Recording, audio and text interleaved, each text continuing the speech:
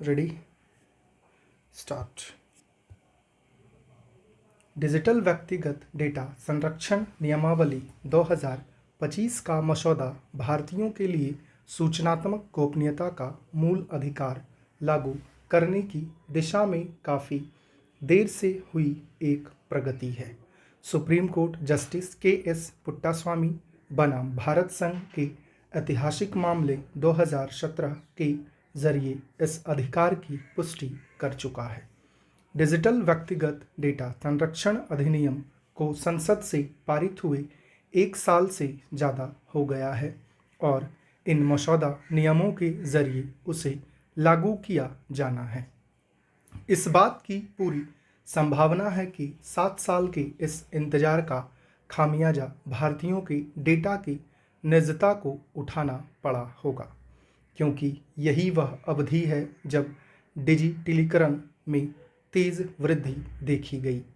प्रस्तावित नियम इस बारे में निर्देश देते हैं कि कैसे ऑनलाइन सेवाओं के लिए उपयोगकर्ताओं का डेटा संग्रह के उद्देश्य के बारे में बताना, बच्चों के ऑनलाइन डेटा की हिफाजत करना, भारतीय डेटा संरक्षण बोर्ड की स्थापना करना जरूरी होगा।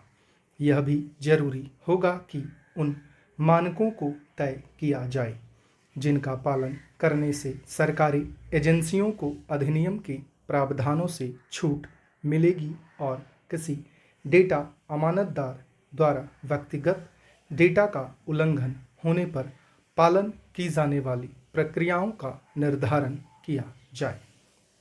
प्रस्तावित DPBI की सांस्थानिक रूपरेखा से जुड़ी चिंताओं का हल इस प्रस्तावित नियमावली में नहीं किया गया है। अधीनस्थ विधान से ऐसे किसी परिणाम की उम्मीद करना हो सकता है यथार्थवादी ना हो। यह खेदजनक है कि सरकार एक बेहद अहम नीति की नियम निर्माण प्रक्रिया को पर्दे में रखना जारी रखे हुए हैं, मानो यह बहुत गोपनीय हो। डेटा संरक्षण के लिए पहले विधेयक का मसौदा तैयार करने की खातिर जस्टिस BN श्रीकृष्ण कमेटी की बैठक बुलाए जाने से लेकर अब तक सरकार ने विभिन्न हितधारकों की ओर से की गई सिफारिशों को सार्वजनिक दायरे में रखने से लगातार मना किया है और इन मसौदा नियमों के भी खुलासे पर रोक लगा दी है।